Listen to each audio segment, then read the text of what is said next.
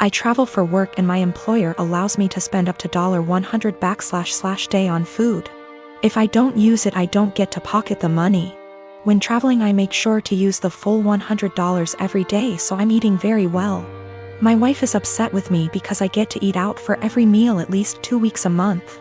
She says it isn't fair and I should just go to the grocery store and bring back food to my hotel. I've explained to her that it doesn't make sense since I don't get to keep the money if I don't use it. Every evening when I call her, she wants to know exactly what I ate.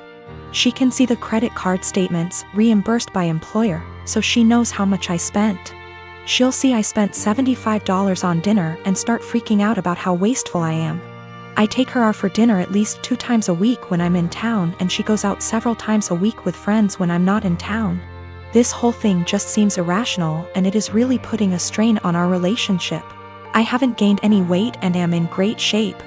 I focus on quality of food much more than quantity.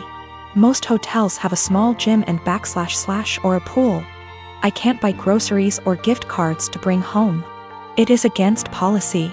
I submit pictures of the receipts, so this wouldn't work. I track all my expenses and submit receipts for reimbursement weekly. I float the money for 7 days max. Usually I have around $3,000 to $4,000 in expenses per week, which we can make work without any issues since I pay for all my food, airfare, hotels, and car rentals myself. I collect an enormous amount of points and other perks. These points allow me to go on at least 2 vacations a year with my wife for next to nothing. We went to Spain early this year for 2 weeks and spent under $400 for the entire trip. Not using a company card is one of the best perks. Using a different credit card is not on the table. My wife and I have all our finances together. We both think it's important to be 100% transparent with money. We don't have any kids. She started a business selling Mary Kay a few years ago. She is working really hard to expand and find new customers. She likes the idea of being her own boss, and I try to do everything I can to support her. I'm rarely gone for 2 weeks at a time. Sometimes I'm gone for only 2 days. On average, a trip lasts 5 days and I go on 3 a month. A lot are saying Mary Kay is a pyramid scheme. I don't really know that much about the details of the business. I see a lot of women selling makeup, candles, and diet-related products, so I thought this was normal. We've put in around $50,000 over the past 2 years. Most of the money goes towards buying inventory and training seminars. I'll have to do some research to see what is going on. My day-to-day is anything but glamorous. I've spent more time in the airport than I even care to think about. Things go wrong often on the logistical side. My work can be very stressful, but I've gotten very good at managing the workload. My boss encourages us to use the full expense amount. He understands the stress involved traveling so much. He's actually working on increasing the amount to $140 / day because of inflation. I am one of 4 kids. My older brother P, who I no longer have any contact with, my younger brother J, who is no longer with us, and my youngest sister K. Recently, P's children, 2 girls and 1 boy, all in their late teens and early 20s, reached out to me and expressed a desire to have a relationship. I have 0 contact with their father and swore that I would beat him black and blue if I ever saw him again. My oldest brother P was always the golden child. No matter what he did, my parents always had an excuse for why it was not his fault. Bad grade? Teacher had it out for him. Cheating on every single one of his relationships? Good thing you did it to her before she did it to you. That one was my personal favorite. He also used to torment Jay and I constantly when we were smaller than him, until in high school, when I hit a growth spurt and sprung up to about 6 feet 4 inches and 230 pounds worth of muscle. After that I became the typical jock type. Played football, partied, bunch of friends, etc. Well, my younger brother, Jay, didn't get as lucky and stayed pretty small and scrawny throughout high school and college, only getting up to about 5 feet 8 inches, and didn't have a super active social life. Despite the difference in our schooling experience, I was always very protective of Jay, especially since we were always having to put up with P's bullshit, which stopped once he realized I could pound him into the ground and not break a sweat, as he was also a lot smaller than me at only 5 feet 10 inches. Not much to say about K. She was a great younger sister and P didn't dare mess with her or he would incur the wrath of our mother. So, in the late 90s, Jay met his first real girlfriend, A, and was over the moon about her. He spent every spare moment with her, and when he wasn't with her, he would do nothing but gush about her. I had never seen him so happy. Well, one day, he comes to us, all smiles, and announces that A is pregnant and they are expecting. The mood quickly turned, however, when a week later it came out that A had been cheating on Jay for the duration of their relationship, with our older brother P. This broke my brother, and of course P, being the golden shit that he is, didn't even get a disappointed glance from our parents. To this day, I have never seen someone look so broken as Jay had looked the last time I saw him. I believe his heartache was only compounded by the fact that my parents basically told him to get over it and be happy for our brother. Well, about a week after this revelation came to light, Jay took his own life.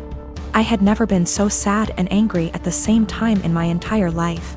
Sad that I would never see my brother again, and the pure rage of knowing that this was my brother and parents' fault. During the funeral, P walked in with A and I saw red. Thankfully, I had other family there to stop me from doing anything stupid, but I told P that if I ever saw him again, I would kill him. Shortly after that, I cut contact with 90% of my family, with the exception of K and a cousin I had always been close with, because everyone except them wanted to make excuses for my parents and P. Even though my sister was just as crushed about Jay's death as I was and was angry for a long time. She and her then boyfriend, future husband, hit a financial rough patch after graduating college and were forced to move in with our parents.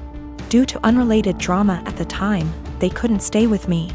So my sister stayed with them for several years, and over that time their relationship improved, and even though I wasn't thrilled at the time, I understood. She still doesn't really have a relationship with P, but is cordial if they meet. I don't blame her, because our parents did a lot for her and daughters love their cousins. So I didn't want to put her in that kind of position of choosing. I never had any kids, and truth be told, I never wanted any. I much prefer the role of the fun uncle. K met a great guy and had 2 daughters, who I absolutely adore. P had 2 more kids with A before cheating on her and splitting, and I've never met any of them. My parents have tried to make contact a handful of times, but I always told them to kick rocks.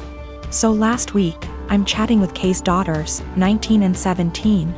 And they mentioned that their cousins have wanted to meet me for a long time and were hoping I would be willing to meet them as well.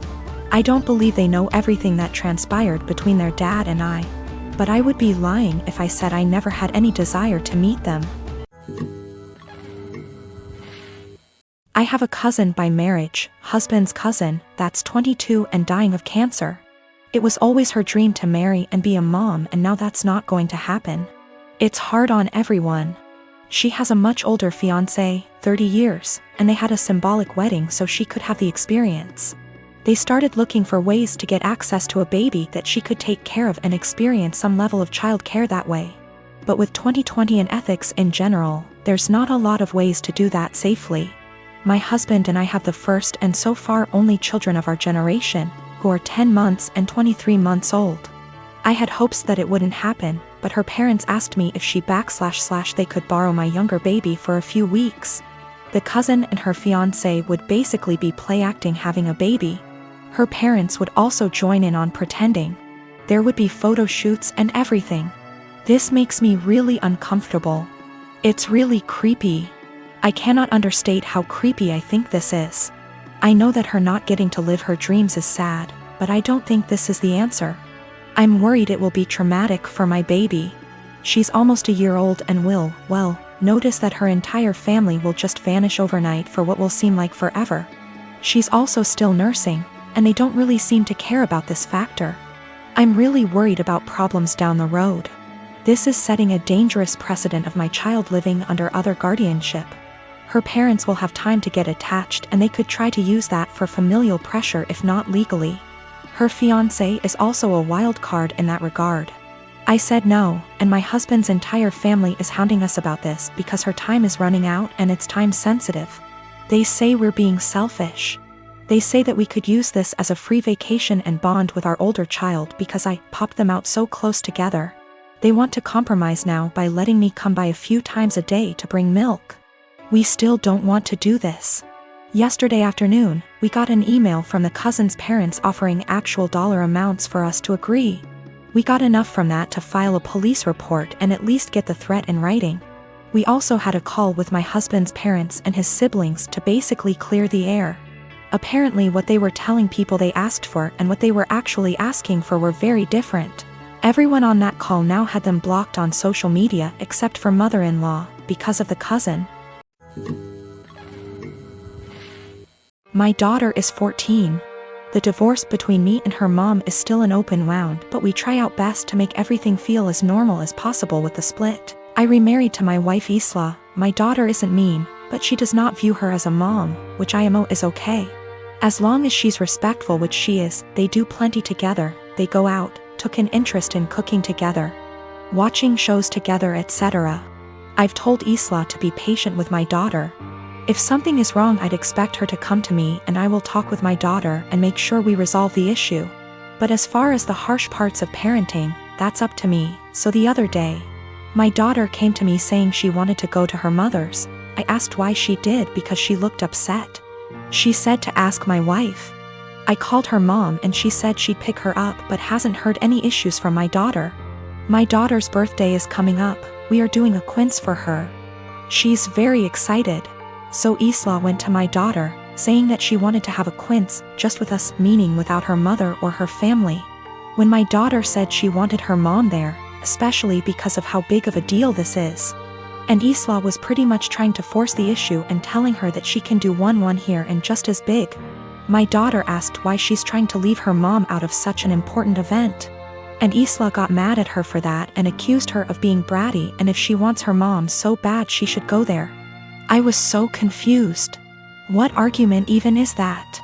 First of all, there's a reason she went behind my back and told my daughter. Second of all, she's not my kid's mother. And the more she tried to replace her, the more my daughter will resent her. Third of all, she's never welcome to insult my daughter because of her issues, and I don't know where and why she thought this would fly.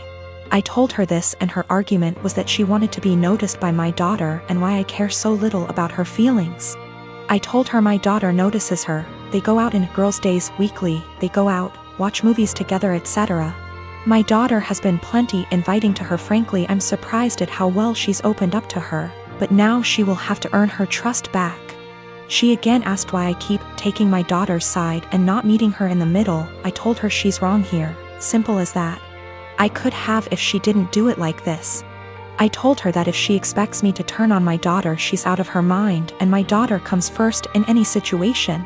She started crying and accused me and saying she's in second place, to which I confirmed. I would never want her to put me over a kid. She left and now isn't speaking to me. V asked my daughter if this behavior was consistent. She said that she feels like Isla makes it a point to not talk about her mom, but nothing this extreme.